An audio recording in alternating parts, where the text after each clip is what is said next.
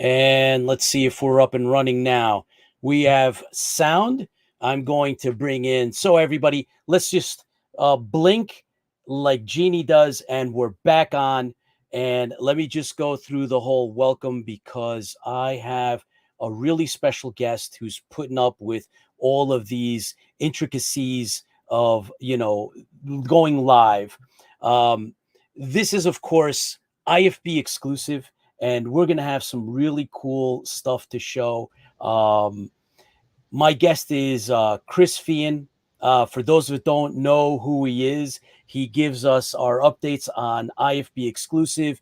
He's with the 501st Legion, Empire City Garrison Commander. But before that, Mr. Feehan was big into Battlestar Galactica. You can see some of the pictures that are up, and we're going to take a deep nostalgic dive into, the background of what he was involved in. He did a lot of great things in Galactica wise. So, Chris, are you ready? Are you up and running? I'm ready to go.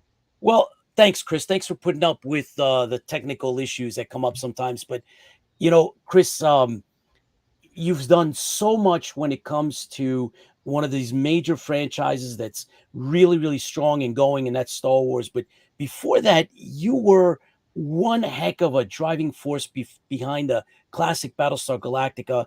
And I wanted to get into that a little bit tonight. So thanks for joining me. Thanks for having me. There you are at some of the conventions that you went to. I found some of these old pictures in the old archives. There's you with none other than Baltar, John Clegos, and next to that picture, you're with other members of one of the fan clubs that you were involved in, and so on. And in that big picture, that auditorium picture, that's from Icon, and where that arrow is, that's me. And we've shown some of those pictures. But Chris, you did a lot of stuff, when it comes to this franchise, and you were heavily into things. Co-founder of BFC back in 2000. You were involved with Tom DeSanto. You were involved with this. So tell us, Chris, what was it like doing Battlestar Galactica? Well, it was kind of a weird situation back in the mid 90s when the internet started to take hold. I was working as a technical support person at what was at the time called 9X, which then later became Bell Atlantic and then later became Verizon. And we had, access to the internet much better than most people had. We had ISDN lines, which at the time was incredibly fast. And I was very technically savvy. And I started just looking up stuff, things that I remembered from my childhood, things that I liked. And there was limited resources available. And the Sci-Fi Channel was just getting started around that time. I'd say around 96, 97. And they started showing repeats of Battlestar Galactica. And I started watching the show again going, my God, this was a great show. This had so much potential. It had so much folklore. It had so much backstory that was just itching to be explored. Why didn't anybody ever go back and reboot this or revive it or bring it back when all these other things were being brought back around that time? Like they were bringing back a lot of other shows and a lot of other properties. And I'm like, this is something that's ripe for a revival. But I literally could not find any information, could not find any photos, could not find anything. So I started putting together a little website, and it was just on my main website. I used to call myself Cure Mode, and people ask me all the time, "What is Cure Mode?" In college, my favorite two bands were The Cure and Depeche Mode, All right, and perfect. Cure Mode just stuck, and I use that for my email. I use that for everything. So Cure Mode became kind of my moniker online, and I started a website, curemode.com, where I had information about Battlestar Galactica, information about other things I was interested in, my resume, just different various things. And I said, somebody really should spearhead this and try to collect all this information in one place.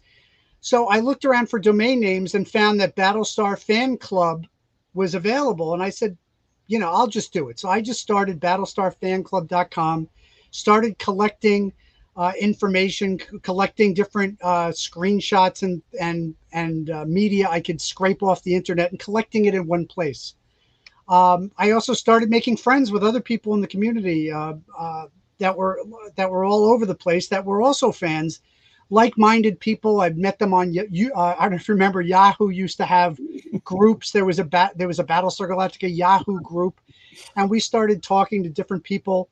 And I met Sean O'Donnell through one of those YouTube groups. Nowadays it would probably be a Facebook group. In those days it was Yahoo groups, and he had something called Battlestar Galactica Revival, and it was his little website. But he really wasn't incredibly technically savvy. He didn't really know how to make a nice looking website. So he said, "Listen, let's pool our resources. If you'd like me to, I'll make you a little side site that'll be Battlestar Revival that's on my Battlestar fan club." And we just kept building it.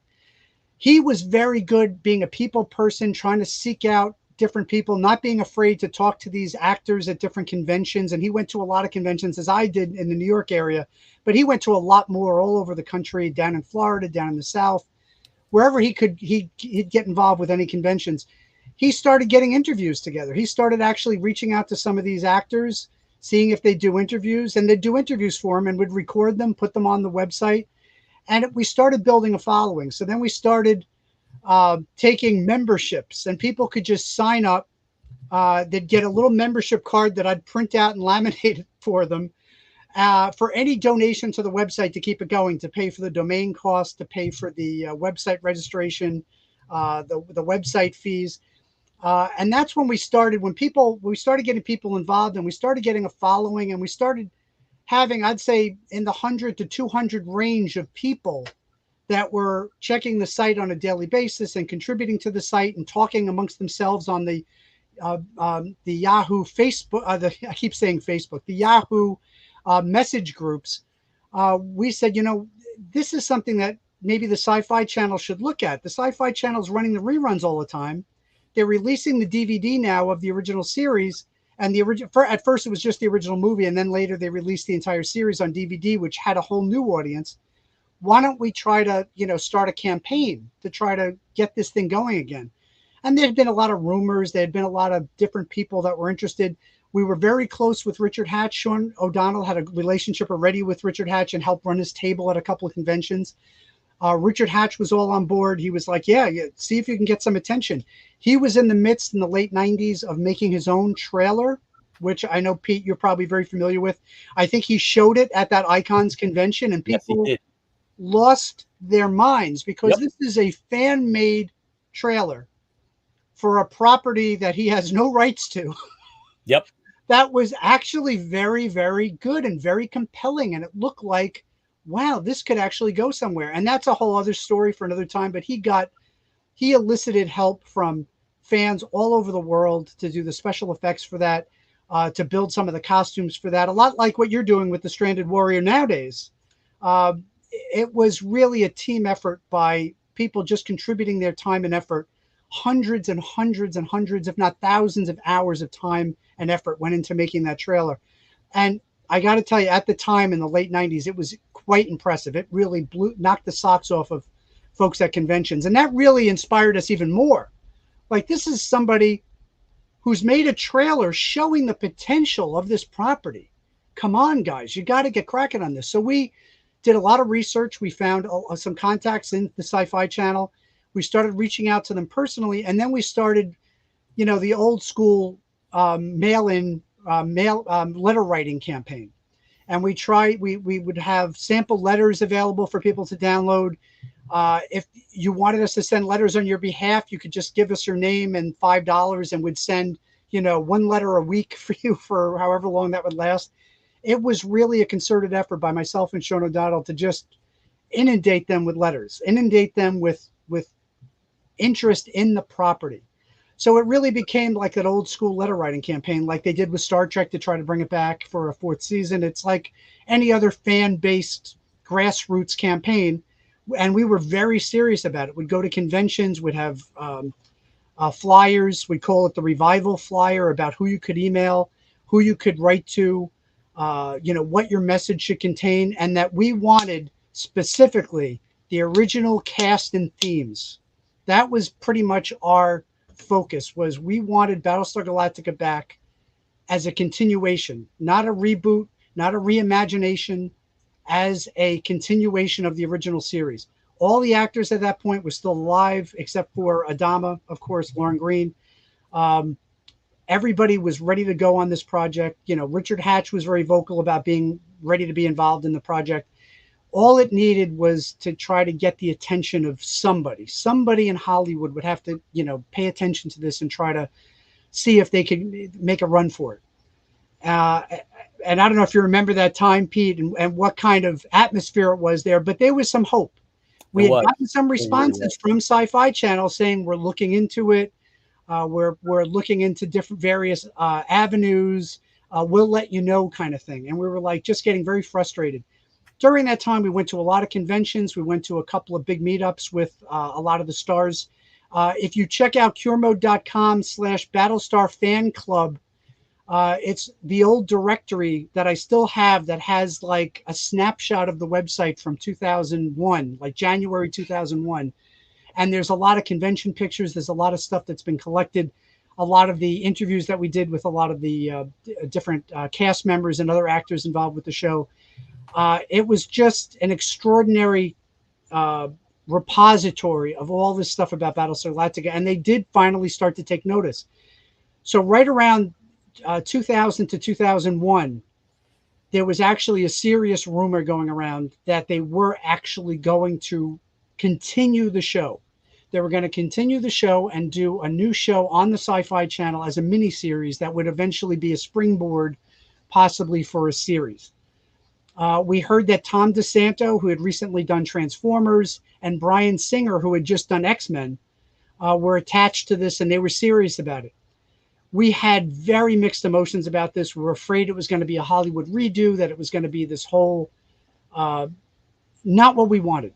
It wasn't going to be something that we thought we'd want. It wouldn't be the original cast and themes. The initial whispers and rumors we got was it wouldn't even involve a Battlestar, that it was going to involve just ships flying around, still in search of Earth. And it didn't really seem like it was, and it wasn't going to involve any of the original cast. So we were starting to get worried. We had turned our attention to really emphasizing that in our letter writing, saying, original cast and themes, or the fans aren't going to accept it.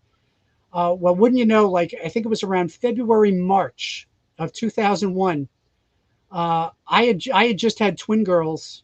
I'd just been putting them to bed. They were about 1 year old at the time, not even a year old at the time. And I get a phone call, and my wife says, there's some guy on the phone. He said his name is Tom DeSanto. I could not believe it. Tom DeSanto actually called me on the phone, and we had like an hour discussion. Wow. And he's like, listen, I know that you and Sean and other people in the Battlestar community are really tense about this, and I can't have you reveal too much, but I want to just assure you that this show is going to be exactly what you guys want. Wow. He said, me and Brian are huge fans of the original show. We love everything from, the late 70s, early 80s. That's why I did Transformers. That's why Brian did X-Men. We're not going to screw this up, Chris. He's like, we're not going to screw this up. All I can tell you is that we are bringing the original cast back as much as possible. It's going to involve, Starbuck leading everything. It's going to involve a major cast member being missing, which we found out later when some of the pre-production stuff was released, was going to be Apollo was going to have been missing, and Starbuck was going to be like desperately searching for Apollo. It, from what he described and what he was able to reveal to me, and his assurances that he was a super fan and that he wasn't going to screw this up, and that Brian wasn't going to screw this up, he really kind of got us on the same page with them, and we were in more of a wait and see kind of position at that point. So we kind of, went back to the fans and said, listen, I actually spoke to one of the producers. I can't reveal too much, but from what he told me, I think this is going to be really good. This is going to be exactly what we've been looking for, a continuation with the original cast and themes. He said they're already building Vipers, they're building sets. He's like, everything that you expect to see, just some slightly updated, is going to be seen in the show. So we were overjoyed. It was like, it was like Christmas. We were like, this is exactly what we were waiting for. Exactly what we wanted was happening. And then, of course, September 11th happened. Yeah. And it was just devastating. I was working in Manhattan at the time. My building was on 13th Street. We watched the towers fall from my window and then, fled the city. It was an incredibly scary time. I had the two girls at home. They were just about to celebrate their first birthday. Wow. It was probably the scariest time of my life. So admittedly, that was not the top thing on my mind at that moment. Sure. It was the tragedy that happened in New York and everything that went on, in the immediate weeks and months following that. When things settled down, when things calmed down, we started thinking, well, what's going on? It's been like a few months now. Is anything going on with the production? And unfortunately, about, I'd say 6-8 months after September 11th, we kind of got the word from Sci-Fi Channel directly that they would not be continuing with the production. The production had shut down. All the sets were being deconstructed. Everybody was being sent home. It was very sad. It was very sad for all the fans that had worked so hard. That was about, I'd say, a 3 or 4 year period that we were working nonstop to try to bring back the show with the original cast and themes, and it just wasn't going to happen.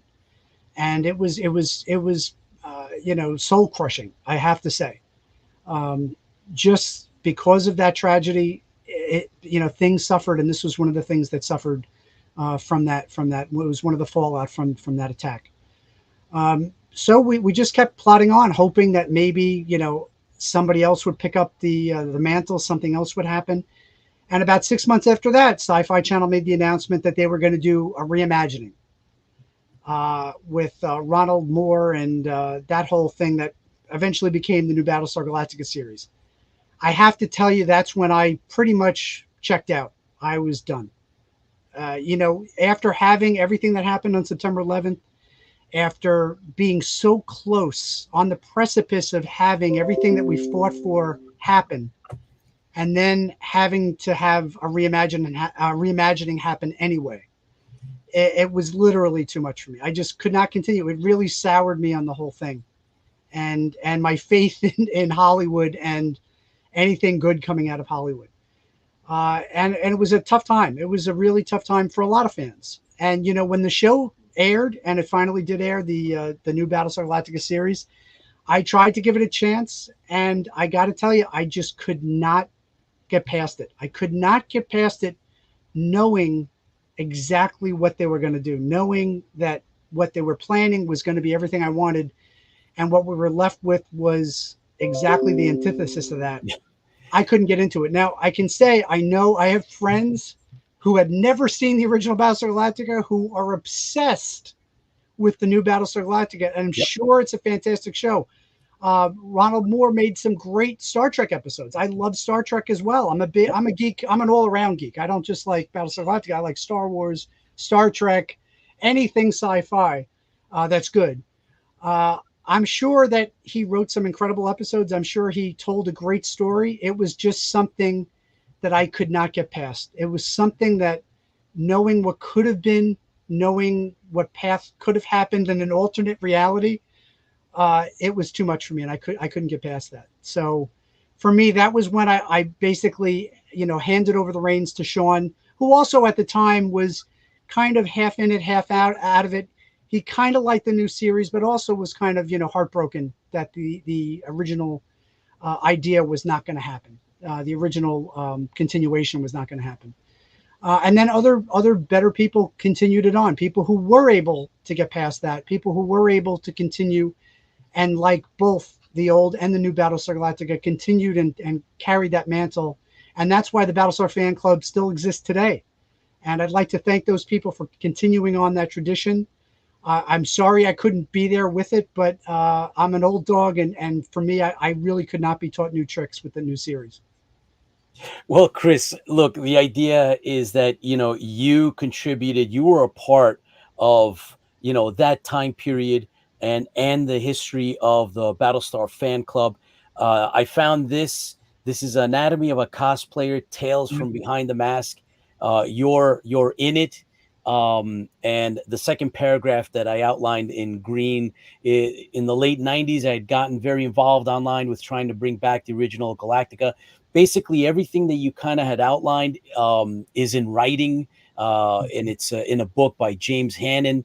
Obviously, it references the fact that you are involved in the 501. I was involved in the 501 and the ECG before you had joined. I did it for 6 years, and when I kind of, was my time was up, like yours, like you'd said, things come to full circle at some point. I kind of stepped away and then you'd come in. So we'd missed each other. Yeah, we However, probably missed each other by about a year. I came a in at like year. Yeah. 2007, 2008, and I've been in Yeah. it since then.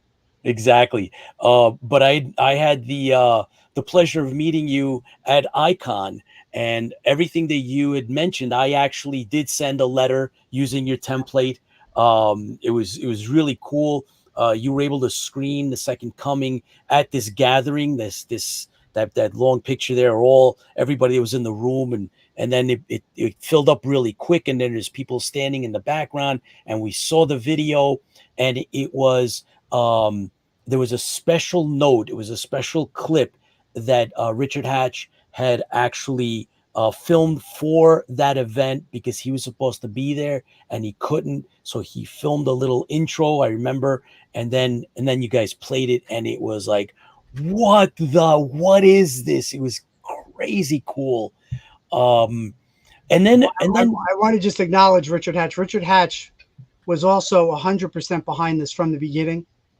He was already friendly with Sean O'Donnell. I, got introduced to him by Sean, and he would call us up and ask us how things were going. He would, we were involved with him with that Second Coming trailer premiere that he wasn't going to be able to come. Could we go in his stead, which we were already going anyway, but yeah, could yeah, we be the ones presenting it and explain what he had been doing? And we were happy to do that. And, he throughout, the entire process. And even when he was starring on Battlestar, he actually called me up at one point and said, "Don't be mad. I'm going to be on the new show." And I said, "Richard, it's fine. I'm glad you're working. I'm glad you yeah. got a Right. I job." mean, what do you He's like, say? "And I'm glad you're involved in any capacity." I said, "Richard, that was what we were trying to do. That's We right. wanted you back. We wanted you back on screen. You were an incredibly talented actor who got slighted and never really got his chance to shine. We wanted you back." So, I was very happy for him. I had no ill feelings towards him for participating in the new show. He got his shot and he took it, and And he did. I Yeah. was very happy for him. And again, I have no ill will towards the new show. People think, oh, he hates it, he can't stand it, he wish it never existed. No, I just know what could have been, and that's Right. what I wanted. And Right. I'm just sad that it never came to fruition. So please understand, there's no hate in my heart at all. And I Right. still go back and I still watch those old shows. I still get a tear in my eye when they say, a shining planet known as Earth. Whenever they say that line in the end of the first TV movie, I literally get a little tear in my eye. It's awesome, isn't It it? really brings back that childhood memory of just being fascinated with that Oh show, just yeah. that love for the show, the wonder and that mystique that it had, tying it into Egyptian mythology. Yeah. It was just very well crafted, and Glenn A. Larson was always a genius at that. Every show he touched, even Buck Rogers. I love Right. Buck Rogers too, and even the second season, which went a little off the rails because of budget cuts, It did. still had some memorable episodes. The Space Vampire, a couple other Oh episodes were yeah. really good. The great ones. Yeah, some of the episodes were fantastic. He had a long and illustrious career, and he knew how to make a good show that would hook you. And Absolutely. that was a good example of that. George Giacomis, thank you for joining us. There's Paul, Chris Laskowski from Australia, and Paul, Commander Kane is on with us. Chris Fleming, Sean Shallow from Battlestar Bulletin Board, and John Repper, guys, and all the rest of you that watch this later on and reruns sometimes in the tens of thousands. I'm here with Chris Feehan. Everybody knows you, Chris, from your Star Wars 501 ECG involvement. You also do our update on our regular show, IFB Interfleet Broadcasting. However, we're here taking a deep cut into your past with Battlestar Galactica.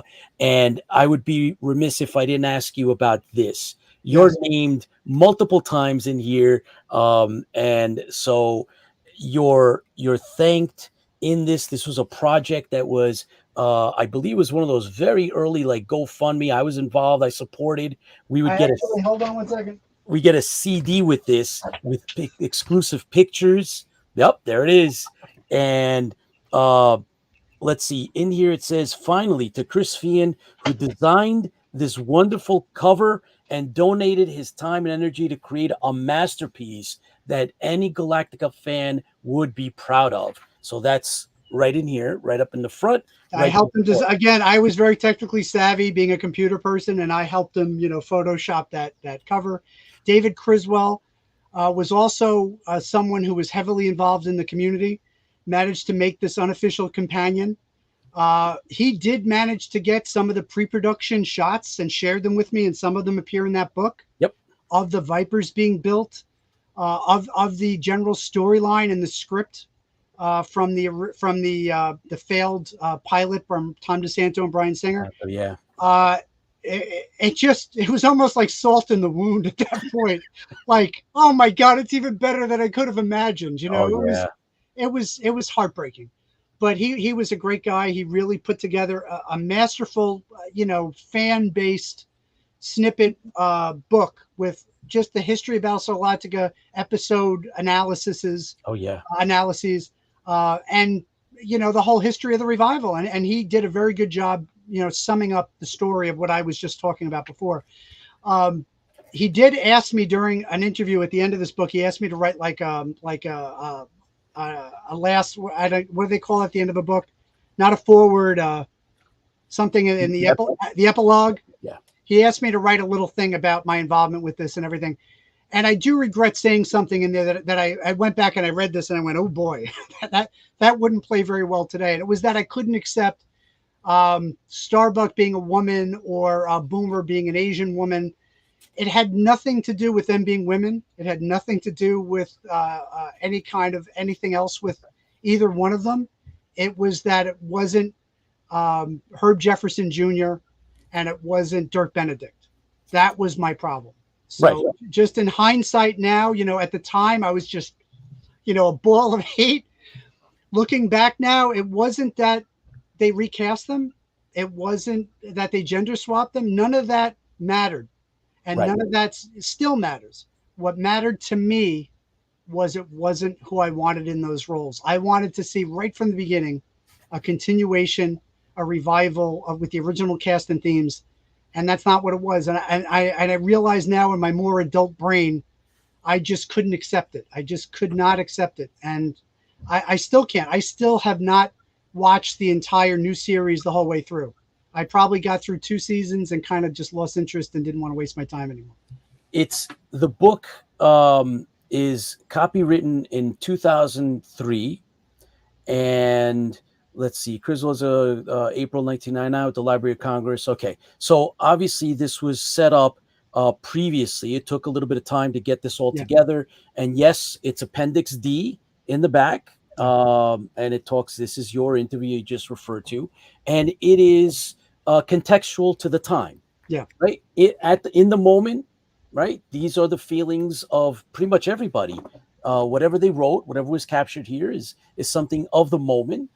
Just so happens that it lives on, and you've put it into a more modern context, Chris. And I'm glad you got a chance to do that. However, this is what you and many people felt. You wrote this, and you weren't alone. Yeah. You were by far not alone. And this was before the time of trolls and ragers and all Yeah, this other stuff we have now. right. And being more mature, more adult now, I look at that stuff now and I'm like, what the heck are you complaining about?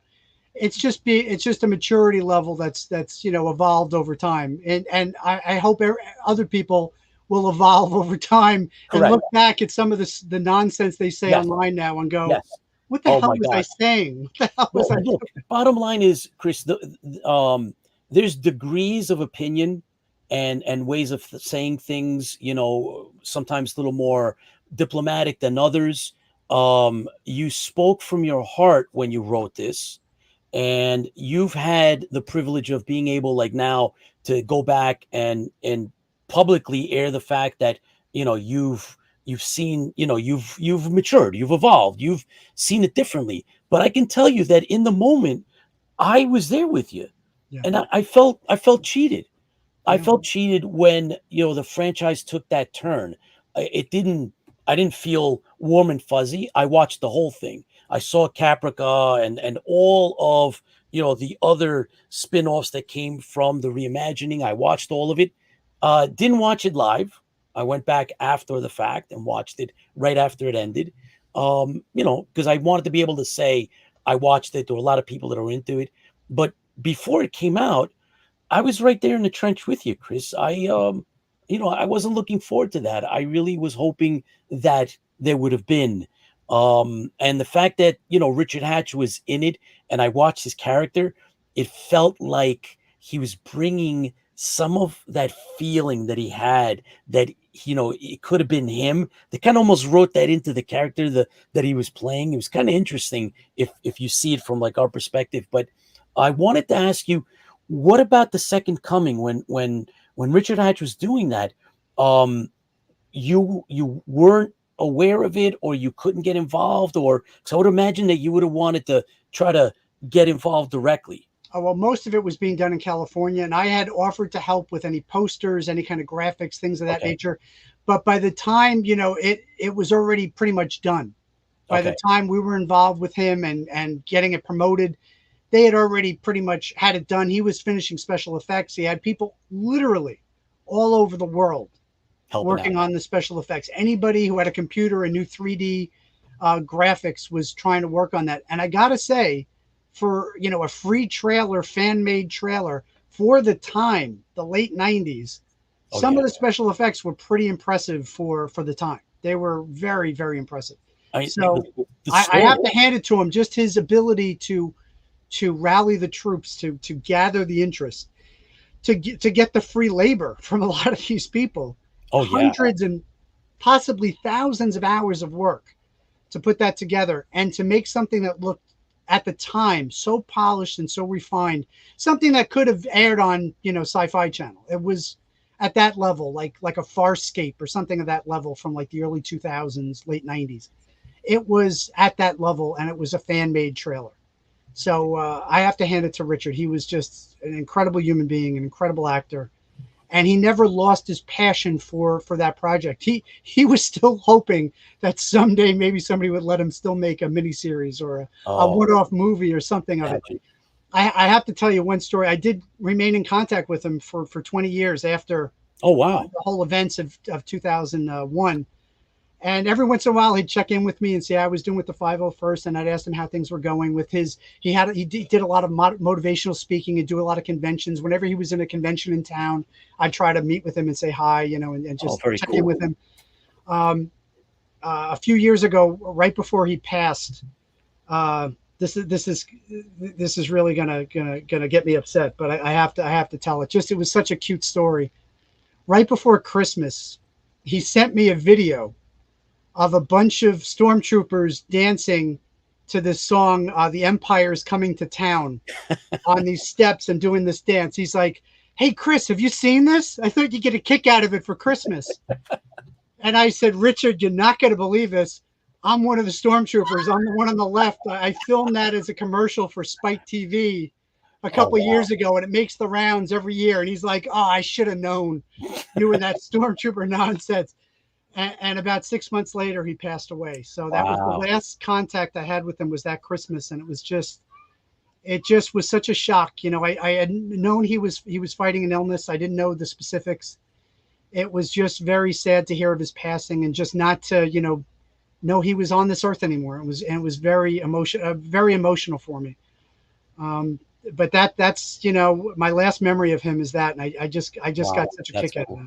that. One other thing, I'm very, very impressed not only with everything that you did and continue to do, but I had to mention this as well. In the forward of this unofficial Battlestar Galactica companion is Glenn Larson's 2 cents, which is I think a little out of character because Glenn was he's pretty well known to be someone that it's got to be the real deal, it's got to be licensed, Yep. etc. And so for him to be involved in this, it's pretty big to do. David had a real way about him of eliciting information from people. He managed to get DeSanto to release some of those pictures on the sly, and I don't know how he got them. I don't know how he got away with publishing them. I have no idea. I didn't ask too many questions. That's between him and And the powers that whoever be. has that intellectual property. But when he showed me, and let me just tell you, he had a lot more. So he Oh had wow. the stuff I saw was incredible, and it's a shame that only some of it made it into the book. But he had a way about him of really eliciting that from people, and basically, this is your last chance. This is the time to get this out there. This is the time that people are going to want to see this stuff. And I don't know how well the book did. I know everybody in our club probably bought it, and everybody who was a big fan at the time and was aware of it probably purchased it. But Got it. Yeah. it was a very good read, and David, you did an incredible job with that book. Oh, it is incredible. I don't know. Like you said, it's a time capsule of the time, Oh yeah. and at the time, the book was written right before the show actually Yeah. aired. I have to point Yeah. that out too. So this That's was right. all from what we were hearing about it, conjecture about it. It was before it actually aired. So also keep that in mind when you read it. It was about the failed project and very in-depth analysis of each episode of the original series, which was just fascinating. So for those of us that contributed uh to the book, we got a CD with photographs, the color pictures Mhm. that came along with. There was a couple of extras, not too many, but there were a few others. So that was exclusive to those of us that had sent in a couple of bucks to get this.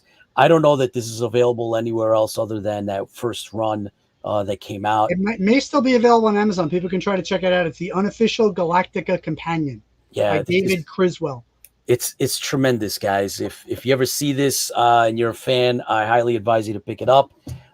Chris, thank you very much. I'll tell you, Tipsy Toaster, of course, is on. Lola's on. Baz is on with us from down under, and there'll be plenty of others that see this later. For those that didn't know, obviously that Mr. Chris Feehan is not only a big rep now currently of Star Wars and the franchise and the 501, but has this exclusive, very cool background connection to the classic Battlestar Galactica. And we've thrown around the idea of you coming back and sharing some of the stories, and I'm glad that you did. And Well, let me share one more thing. Before sure. Battlestar Galactica, I used to go to conventions from the age of 15 till like I was 22 in a Star Trek outfit. So, Oh, oh my God. Then I was Battlestar Galactica when I was like obsessed with the revival. And then later, when my kids got a little older and I was still going to conventions, I actually happened to see one of the guys who you may know, Ruby Renexo. doesn't ring a bell. He was around a little bit, probably around your time. Uh, I was at a convention with Richard Hatch and Dirk Benedict Whoa. at Nassau Coliseum, and I followed him into this dressing room, which you shouldn't do with the 501st.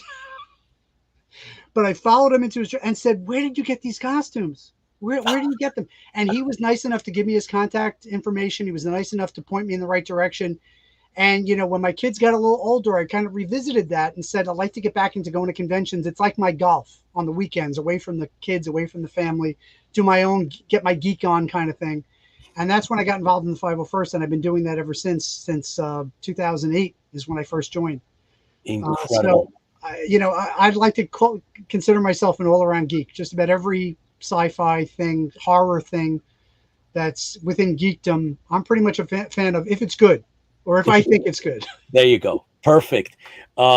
Chris, thanks so much for stopping in. And, we've gone way over, but it was worth it, aside for our little technical difficulty. But I also want to plug the fact that on July 20th, there's a mini con and IFB is supporting. So let's plug that before we wrap up. Absolutely.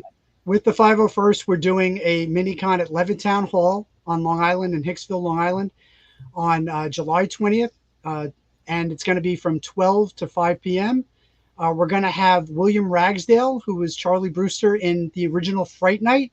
And we just announced Catherine Mary Stewart from The Last Starfighter from Night of the Comet is also going to be joining us, along with some other fantastic guests, including the 501st, the Rebel Legion, the Saber Guild. The IFB is going to be there in force, hopefully broadcasting live, and they're going to be doing a raffle for the charity. Yes. And it's just going to be an all-around nice event to raise money for the Cerebral Palsy Association. It's something close to my heart. It's something that kind of happened by accident. The first time we did this, we did it just as kind of a get-together, and we said, wait, why don't we attach a charity to it and see if we can raise some money for them? The second year, we kind of upped the ante and tried to have some named guests, and this year we're really upping the ante and trying to make it something really special for the organization. We also have some raffles going on online. If you check out the Empire City Garrison, we have a lightsaber that we're raffling ahead of time that you don't have to be present for the convention to win the raffle. It's for a Sabine Wren lightsaber that was donated by Hasbro.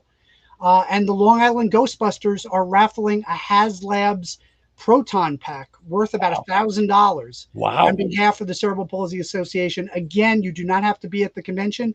You can check both of those out on Facebook. I'm sure Pete can share the links, or you can go to cpnassau.org and look at events, and the links for the raffles are in there. Again, if you'd like to support it and just show us some love for the Cerebral Palsy Association and get a chance to win a cool lightsaber or a proton pack, definitely check out those raffles, and would love you to support the event. Outstanding. Well, we'll see you there. And the fans, right? Fans Fuel the Fleet, guys. Thank you so much for your patience and tuning in. We brought you all these exclusives. Chris, I don't know that you've shared all of that before, or at least, before today. Never all at one time. And I hopefully I remembered most of it. That's awesome, though. Thank you very much. It's been a few years that we've been throwing it back and forth, that you'd come back and share some of your Battlestar Galactica, involvement. And it was on the pretty much the highest levels as a fan, founding the club itself. And so thank you for everything you're doing, and the charity stuff too. So that's a good thing that, the fans know where we should be in terms of giving back. It's not only me, but it's also sharing and doing, a little bit of the charity work that you're doing. That's the thing. Just like, to quote Spider-Man, with great power comes great responsibility. When you have a stormtrooper outfit, what the heck else are you going to do with it? Just wear it at a convention? Or you got to use it to help raise money for somebody. You got to use it for something positive. That's right. And really, even when I was doing the fan club, it wasn't just to run a fan club. It was to bring back the show. There was a purpose. There was a purpose. And when that purpose was gone, unfortunately, so was my, OCD interest in the show. The passion was just sucked the passion. Understood. Again, Chris, thank you so much. I hope to see you then for updates, and we will see you at July 20th at the Minicon. Thank you again for tuning in. Everybody, take care, stay safe, and we'll see you at IFB Interfleet Broadcasting's Thursday Live. Take care for now, and see you around. Chris, thanks again. Thanks, Pete.